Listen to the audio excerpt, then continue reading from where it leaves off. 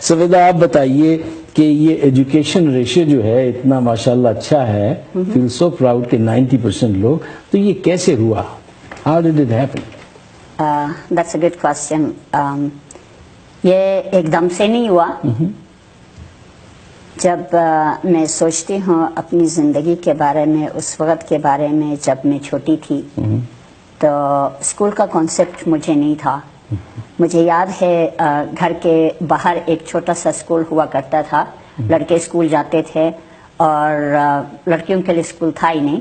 تو میں اپنی بہن کو لے جاتی تھی, اس کے ساتھ بیٹھ کے میں کھیلتی تھی, لیکن میرا دھیان جو ہے ادھر ہوتا تھا. وہ جب بولتے تھے مجھے سمجھ تو نہیں آتی تھی کیونکہ میں واقعی بولتی تھی اور اسکول میں وہ اردو میں پڑھاتے تھے, تو مجھے سمجھ تو نہیں آتی تھی, لیکن مجھے اچھا لگتا تھا وہ اسکول میں جو وہ ایکٹیویٹیز ہوتی تھی. تو میں اکثر سوچتی تھی کاش میں بھی لڑکا ہوتی تو میں اسکول جاتی. اینی ویز اللہ کا کرم یہ ہوا کہ جب آغا خان ایجوکیشن سروسز نے اپنا اسکول کھولا, اسکول تو نہیں تھا, جماعت خانے سے کے برآمدے سے اسکول شروع ہوا اور وہاں سے میں نے پڑھائی شروع کی, اسکول گئی. اس کے بعد پھر بچپن میں میری شادی ہوئی تھی. کئی مرتبہ وہ مجھے روکتے تھے, میں کتابیں چھپا چھپا کے میں پڑھ لیا کرتی تھی. اس طرح سے بڑی مشکل سے. بچپن کتنا, what age was that? I was in grade 6 anyway. Grade 6, okay. Grade 6 میں تھی, ہاں. تو لیکن مجھے پڑھنے کا بہت شوق تھا. خیر میں نے پڑھا. اس کے بعد لکیلی میرے ہسبینڈ کراچی میں تھے, تو وہ وہاں پہ لڑکیوں کی جو کانفیڈنس ہوتی تھی, وہ اپنا کام کر لیتی تھی, ڈرائیونگ کر لیتی تھی, تو ان سے کافی انسپائر ہوئے تھے. تو پھر گاؤں میں آ کے کہنے لگے کہ آپ اچھے سے مارکس سے لے آئیں گی تو پھر میں آپ کو کراچی لے جاؤں گا. تو مجھے اس وقت ایسا لگا یہ ایسے ہی بول دیتا ہے, میں کہاں سے اس طرح سے اچھے مارکس لے سکتی ہوں اس طرح کے سچویشن میں. لیکن بہرحال اللہ کا شکر ہے میں نے پاس کیا. پھر کراچی گئی, وہاں سے پڑھا, واپس آئی ایز اے اسکول پرنسپل میں. آغا خان ایجوکیشن سروسز میں پہلی پرنسپل. کراچی میں کیا پڑھا آپ نے؟ میں نے BA کیا, پھر واپس آ کے 1987 میں اسکول میں پرنسپل لگی. تو وہاں پہ پھر کراچی سے کیا ایجوکیشن مکمل کیا آپ نے؟ BA میں نے کیا. BA کہاں سے؟ گورنمنٹ ویمنس کالج ناظم آباد چورنگی پہ ہوا کرتا تھا. نہیں, سر سید کے پاس دوسرا ایک کالج تھا, وہاں سے میں نے پڑھا. تو یہ ایک لمبی کہانی ہے, میں پرسنل اس کو پھر مزید نہیں لے آؤں گی. لیکن یہ ہے کہ جب میں واپس آئی تو لوگوں نے دیکھا کہ یہ جب پڑھ کے آ سکتی ہیں تو ہماری بیٹیاں بھی کر سکتی ہیں. تو لوگوں کے لیے ایک میں رول ماڈل سی بن گئی. لوگوں نے دیکھا کہ یہ پرنسپل ہے اور اس کے پاس اتھارٹی ہے, she can talk, she can she has confidence. تو وہ ایک انسپریشن لڑکیوں کو ملی. اور پھر پیرنٹس نے لڑکیوں کو آغا خان اکیڈمی ہنزا بھیجنا شروع کیا. جو لوگ نہیں بیچتے تھے, جن کے اندر پوٹینشیل تھا, تو میں نے کوشش کی کہ میں خود جا کے پیرنٹس سے میں بات کر لوں. مجھے یاد ہے ایک پیرنٹس سے میں بات کر رہی تھی, ان کی وہ بیٹی بہت اچھا, میری اسٹوڈنٹ بہت اچھا کر رہی تھی اسکول میں. تو میں نے کہا کہ اس کو جانا چاہیے, she deserves to go to Aga Khan academy. لیکن پیرنٹس مان نہیں رہے تھے.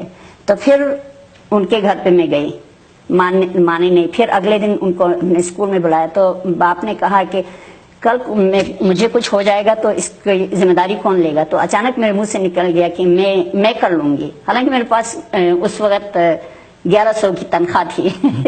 تو پھر میرے ذہن میں آیا کہ اسکالرشپ کے لیے میں بات کر سکتی ہوں.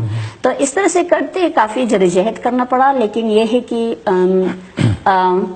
اس میں پھر برکت آئی, لوگوں نے بات مان لی. اور اس میں صرف بات میری نہیں تھی, ہماری جو ریلیجس لیڈرشپ ہے, مولانا حاضر امام آغا خان جس کو ہر کوئی جانتا ہے, تو ان کی ہر فرمان میں ان کا یہ تھا کہ آپ اپنی لڑکیوں کو تعلیم دے دیں. اور امام سلطان محمد شاہ نے 1946 کے بعد, اپنی ڈائمنڈ جوبلی کے بعد جتنے پیسے جمع ہوئے تھے, انہوں نے گلگت بلتستان کو کہا کہ آپ اپنی اس کو اپنی ایجوکیشن پہ انویسٹ کر لیں. تو آپ ان کا ذکر کر رہی ہیں سلطان صاحب کا, امام سلطان جو مسلم لیگ کے پہلے صدر تھے. رائٹ.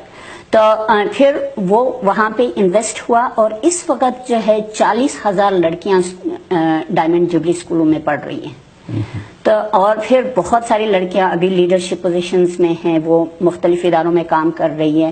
تو ایک ایسا علاقہ جو بالکل کٹ آف تھا دنیا سے, ایک پہاڑی ایریا, نہ کوئی روڈ تھا, کچھ بھی نہیں تھا. قراقرم ہائی وے بنا, اس کے بعد ایکیڈین کے یہ سارے ادارے کھل گئے, اسکولز کھل گئے, اس کے علاوہ ہیلتھ سینٹرز کھل گئے, AKRSP نے کام کیا, کلچر پہ کام ہوا, ٹوریزم پہ کام ہوا.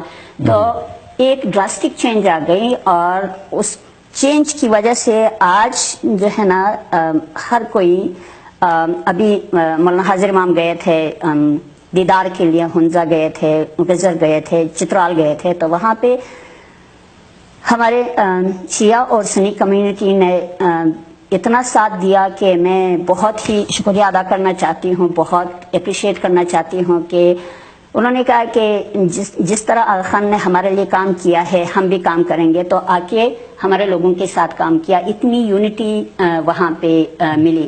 تو یہ جو یونٹی ہے ایک پیس کی طرف انیشیٹو ہے, اور صرف یہ نہیں ہے کہ تعلیم ہے. تعلیم جب حاصل کرتے ہیں, تعلیم ایک زیور ہے. ہمارے معاشرے میں, ہم گلگت بلتستان کے معاشرے میں ہم زیور نہیں دیتے اپنی بچیوں کی, یا بچوں کی جب شادی کرتے ہیں تو ہم تعلیم کو زیور سمجھتے ہیں. ہم کہتے ہیں کہ بھئی اپنے بچوں کو اگر کچھ دینا ہے تو تعلیم دے دے. تو یہ اسی کا نتیجہ ہے, اور آج یہ لٹریسی ریٹ وہاں تک پہنچا ہے. ونڈرفل.